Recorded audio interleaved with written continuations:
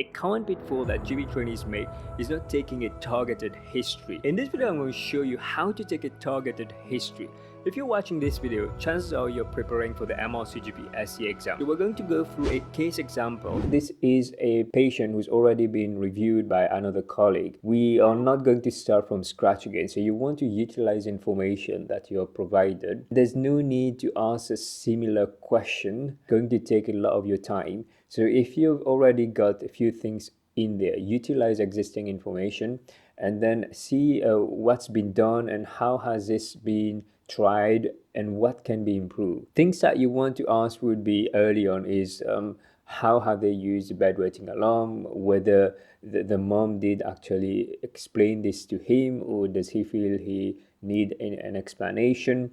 And then you also want to consider things that might not have been covered by the previous colleague. For example, we don't really know about his bowel motion. If there's already been questions about the pain and no dysuria, then you don't have to dwell on that. You can actually refer to the notes. So you could say, I can see that Craig has been reviewed by my colleague 4 weeks ago.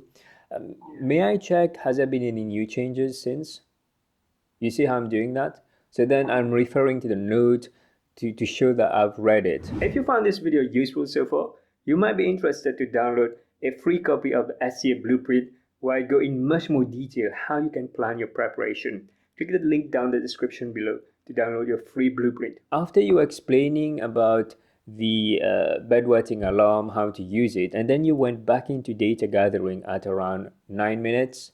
So you're asking about fizzy drinks, about how much he drinks, and you don't really want to have this back and forth between data gathering and clinical management. When you were doing that, then you wasted time in clinical management that you could have used to finish the consultation without rushing and missing things. Next time when you do something similar, what you want to do is ask yourself, is this a new consultation from scratch? If it's a follow-up, then the approach is different. So I don't have to go over the same thing unless there's been any new changes.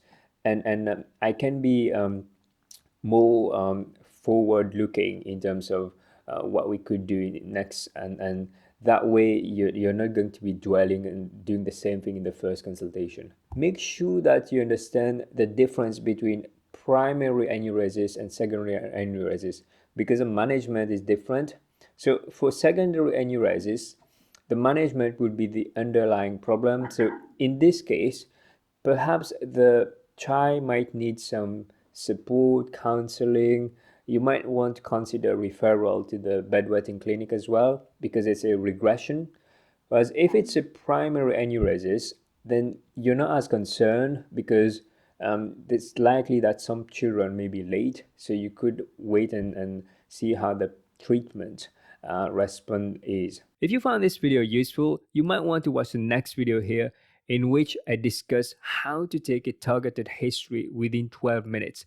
Click here to watch it. Take care, everybody. Bye-bye.